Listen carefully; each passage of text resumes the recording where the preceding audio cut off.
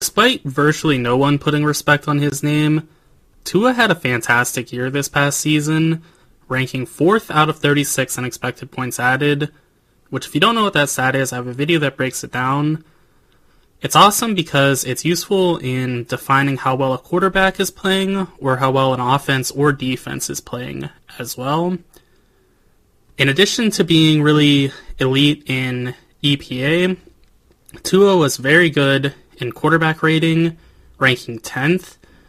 His supporting cast was ranked number 1 overall, which isn't that surprising if you look at Tyreek and Jalen Waddle, and an offensive line that wasn't completely useless. So he had a lot to go off of because the supporting cast is based off the PFF pass blocking and receiving grades, which they excelled in. So there is a bit of a question, though, of just how much of that was Tua and how much of that was the team. So by my statistic that evaluates performance versus team support, Tua ranked as the 11th best quarterback. So he is a very good quarterback, but I think a lot of his success is also contingent on the supporting cast around him. So it isn't to say that he's bad. He's definitely not bad, but I don't think he's as good as, say, a Josh Allen or a Patrick Mahomes. Somebody who definitely isn't as good as those quarterbacks is their backup quarterback, Mike White, who is a pretty good backup that has high highs and low lows. Then Skylar Thompson is just alright as a backup as well. So if Tua goes down, they don't have the worst situation, but it's definitely going to be a pretty strong fall off. As we move to the supporting cast, if you're enjoying this video, make sure you give it a like and also subscribe, as both make massive differences. With that out of the way though, the offensive line isn't a strength or weakness. It's kind of both at the same time and neither at the same time as well. In my offensive line metric that combines ESPN's pass blocking and run blocking win rates with PFF's ranks for those metrics too, they were 24th in pass blocking and 13th in run blocking in the league. So they were pretty poor in pass protection, but not the absolute worst. And they were actually rather good in run blocking, which sounds about right based on when I watch them and from what I've heard from others who watch the Dolphins. Their pass protection does leave a fair bit to be desired, but they are pretty strong in run blocking as they have athletic movers that get to the wide zone areas you want in a quick fashion. So they do have that going for them. But with that athletic ability, they do kind of sacrifice some strength, especially on the interior, it feels, which is going to be more of the case moving forward. So they do have a successful offensive line from the standpoint that the Shanahan system is modeled on successful running, setting up the pass, and then good play calling with moving pockets and quick deliveries of passing concepts, kind of hiding how poorly the offensive line will block in pass protection.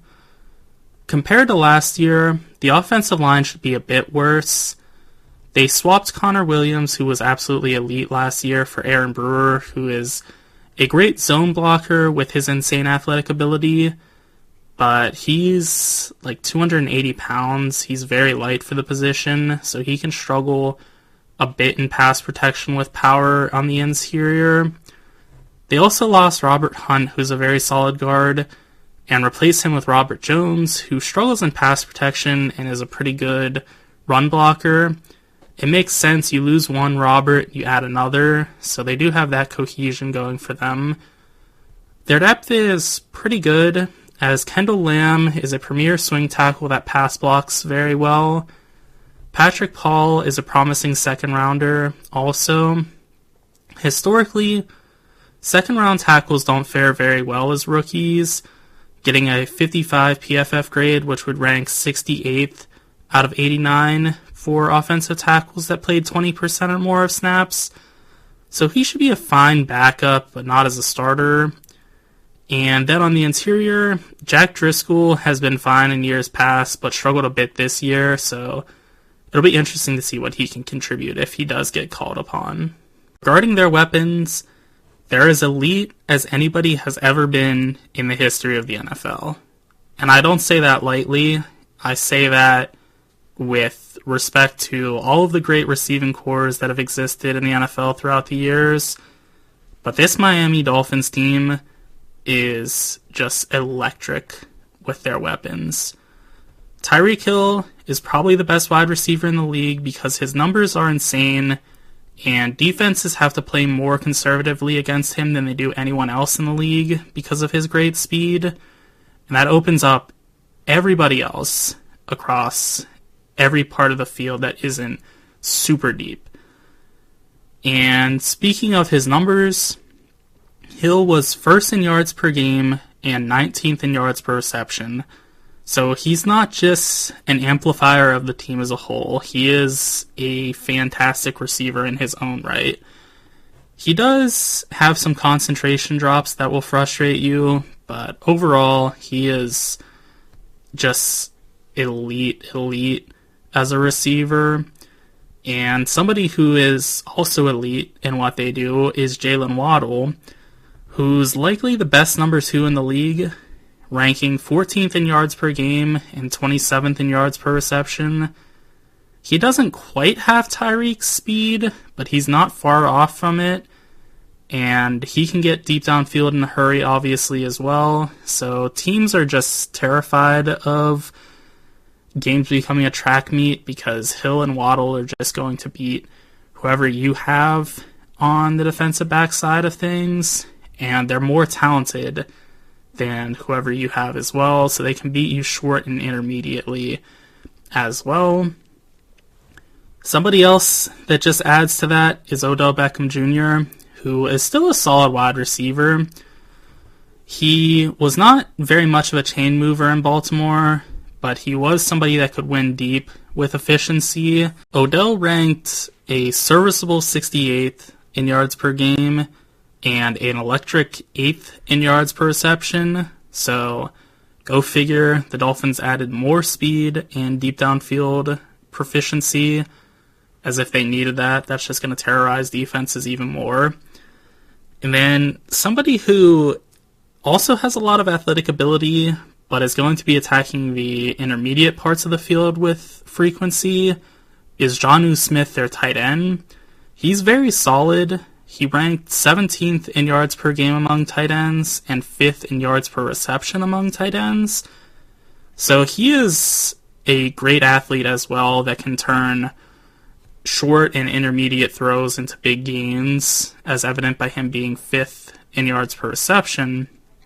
But he's also going to be somebody that can consistently, if I could speak, that would be nice, win in the short game, in the intermediate parts of the field as well. So he has a lot of talent, and he's going to mesh really nicely with the deep downfield threats that Miami has in conjunction with him.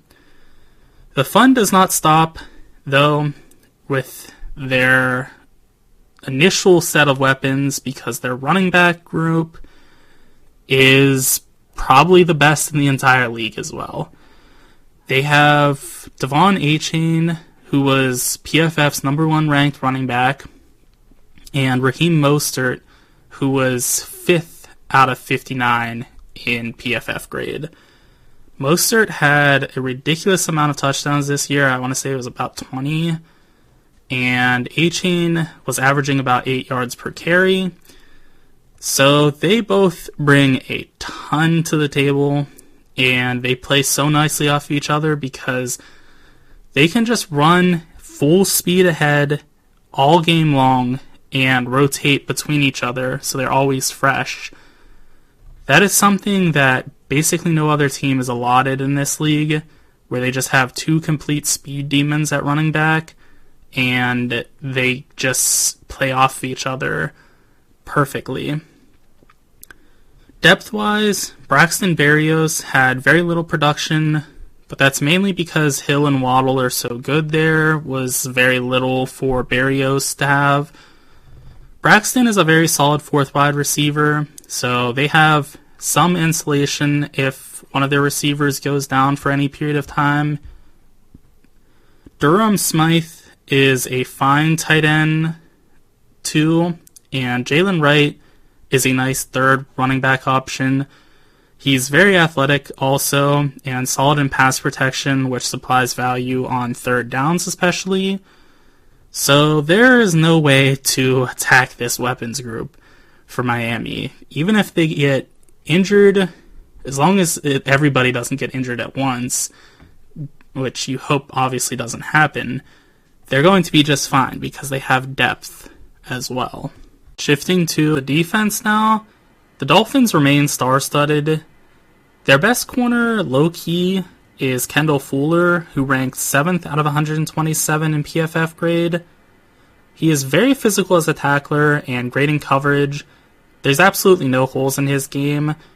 I think that even though Jalen Ramsey is clearly the name you recognize more over Fuller, Fuller is actually the player that brings more to the table at this point in their careers. Don't get it twisted though. Jalen Ramsey is one of the premier number 2 corners in the league. He was graded 57th out of 127 by PFF, and like Fuller, Ramsey is extremely physical and super talented. This is the worst he's been in his career, I believe, according to PFF grades, as usually he is a bona fide elite corner. If he's not top 10, he's in around the 20s or so. So this was a bit of a drop-off for him, but with that said, you'll still take a guy that is ranked 57th because that is above average for a corner. And with Ramsey, as recently as last year, he was the 3rd ranked corner, and the year before that, he was the 1st ranked corner. I'm not willing to write him off based on one quote-unquote poor year, because I think that he just does have such tremendous talent that even as he ages, he's still going to be a good player, and especially because within the past 2 years, he's been really good. I don't think he's fallen off a cliff that quickly. At nickel, too, they have a great player in Kader Kohu, who's ranked 60th out of all cornerbacks. He isn't actually the greatest cover corner, but he's great against the run. So the Dolphins really have a type at corner. They love their physical guys, and they have that to a T.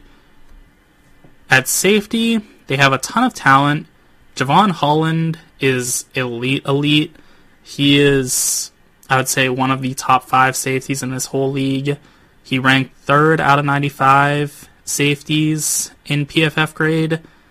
He has no weaknesses. He's great in coverage and really stout against the run also. And somebody that plays nicely off of him is Jordan Poyer. Basically anybody's going to play nicely off of Javon Holland, I should say. But Poyer is another good safety in his own right. He's reliable. He ranked 46th out of all safeties. He's better against the pass than he is against the run, but he isn't bad in either regard. So they have a nice thing going at safety and the defensive back core as a whole.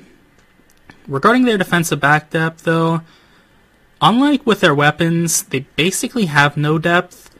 Nick Needham might be their biggest name there, and he hasn't really played since 2021. So they need to stay healthy if they want to be good.